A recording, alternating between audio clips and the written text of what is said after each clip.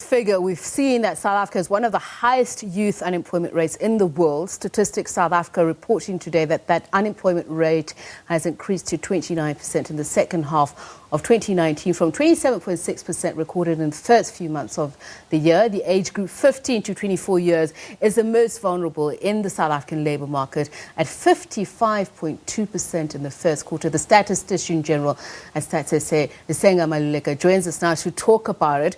So before we get into the youth and the various categories between that demographic, let's start with the expanded figure of unemployment in the country. Where does that stand at the moment? So you started off by saying that the youth have the highest unemployment rate.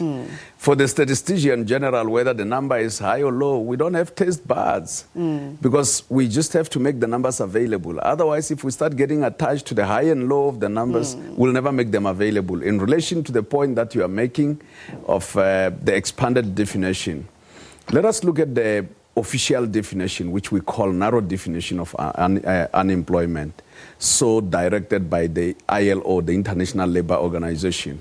It says that if someone has been looking for employment for 4 days in a week, for 4 weeks in a row, what we call 4x4 rule, they are in the narrow definition. So most countries do adopt the narrow definition, as we have done in South Africa, as the official headline unemployment rate. Now, the expanded definition is the number of those who have been looking for employment actively in the 4x4 rule. And in this case, in our case in South Africa, is the 6.7 million persons who account for the 29%, plus the 2.7 million people who are discouraged work seekers, plus another 800,000 who didn't look for employment for whatever reason, but would have taken up employment had it been available. And when you put them together, they come to 10.2 million. And that 10.2 million accounts for in the excess of 38%. That's the expanded unemployment rate. So we'll look at the breakdown of that, including by gender. And I know you said you don't have taste buds for highest to lowest, but I think a lot of people are sitting saying, is this the worst yet? Some saying the worst was recorded 29.3%, I think, in 2003. Is that the correct? 2003, but we were not using the current method that we're using. We were measuring every 6 months.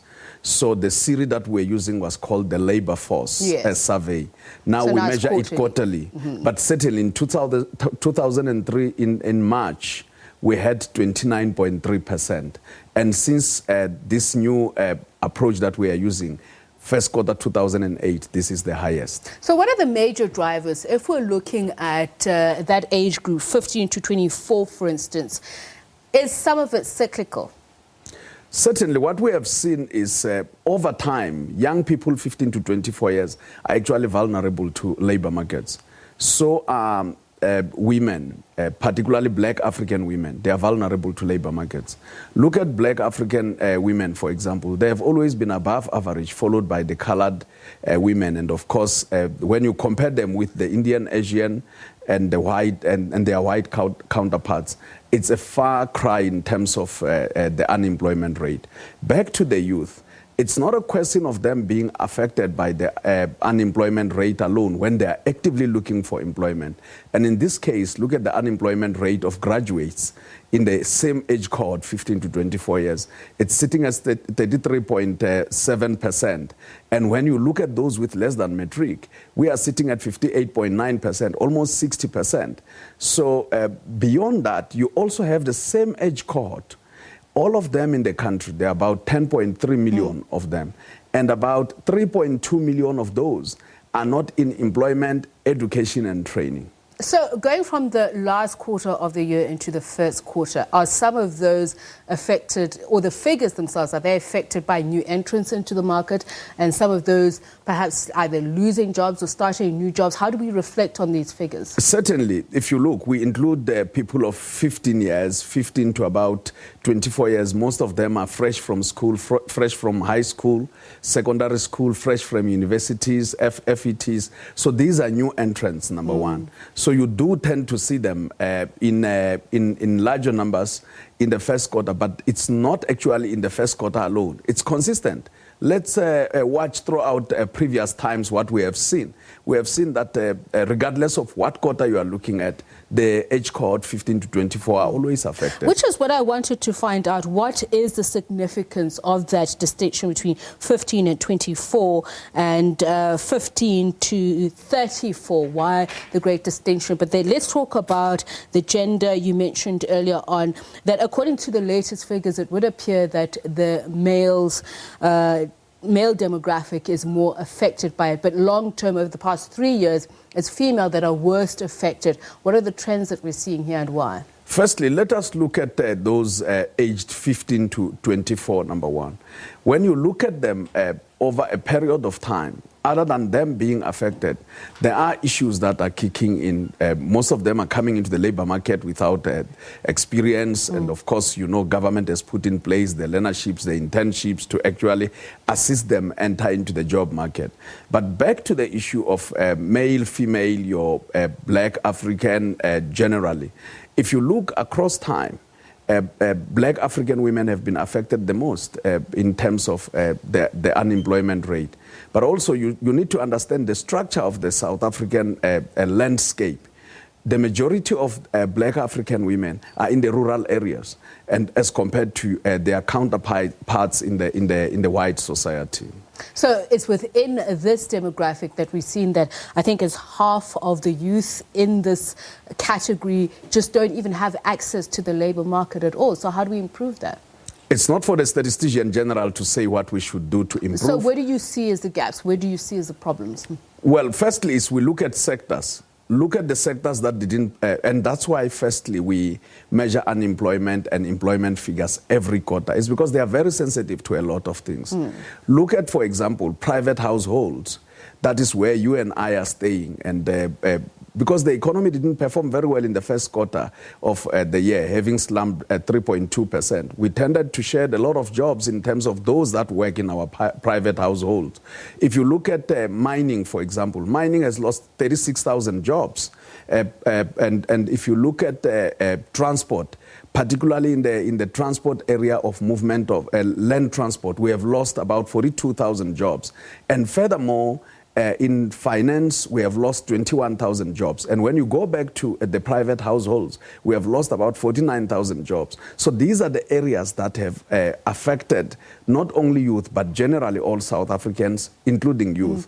And we have to measure it quarterly, because in the next quarter, something could change. Any other sector could behave differently. Look at the transport sector, for example. If you have the damages of transport in the form of trucks on some parts of the country, be it on the N3 or otherwise, it does show in the economy. I was just thinking about the gender parity that we're talking about, the textiles industry, agriculture, which does account for a large number of those in those sectors. What are the trends there? In agriculture, we have gained quarter on quarter 5,000 jobs. But if you look at agriculture, as a share of nominal GDP, it's not big. It actually, while it tends to create more employment, its share of nominal GDP ranges between 1% to 3%. But when it comes to jobs, its share is about 5.1% up to about 5.7% from quarter to quarter. Now, if you look at it, it does create employment, but it's a small portion of our economy. And on the last issue, you raised the issue of why we are taking young people 15 to 24 versus those that are, 15 to 35, yes. We also, firstly, is for international comparisons. They say, other countries are saying when you are 24 years, you are young. Beyond 24 years, you are no longer young. But youth formations in our country say they want to know up to 35 years. That's why we always go higher. But from an ideological perspective, though, if we're saying we're trying to grow in the economy, and that means upskilling people, are we still looking at the age of 15 as a viable category of people who are entering the labor market? Shouldn't those people still be in school, technically? It's not an ideological issue. It's a question of law. Statisticians only measure what is in law. The Basic Conditions of Employment Act, Section 46(1)(a) says that you cannot employ anyone under the age of 15. So it means that when people are 15 years and are available to take up employment, you must measure them. Because if you don't measure them, then it means Statistics South Africa would not be following the laws of the country. So what are the figures that show how many children, they would be categorized as such at the age of 15, are actually in the labor market, and in which sectors largely? We don't actually look at them as in a typical age categories like 15, 16, because you usually take them in 5-year cohorts. And in this case, we can readily say that if you look at those that are in the region of about, those that are in the region 15 to 24 years, for example, their absorption rate is generally much more lower than the absorption rate of the adults in terms of percentages. And that absorption rate should be able to tell us how many of those are. So, Risenga, despite the downward trend in general, is there any sector that's showing any signs of growth within the employment sector? Firstly, when you look at sectors, economic sectors, you can talk about growth. We can talk about growth in the first quarter, and you find you come to the second quarter, there's no growth at all. Look at trade. In trade, we have actually recovered 84,000 jobs quarter on quarter. This was the highest growth that we have seen, especially in the canteen, restaurants, and the like. And if you look at manufacturing as well, there were jobs that were recovered. In the first quarter in manufacturing, we have recovered 14,000 jobs, but we're more in the manufacturing of food, as you will have seen that electricity had a bigger impact. Now, in this quarter, manufacturing has been able to gain 9,000 jobs. And if you look at, again, in the area of construction, we have been able to gain jobs as well. Thank you so much for your time and your insights, Statistician-General Risenga Maluleke. So we'll look at the political implications or even the promises made at a later stage. Stephen?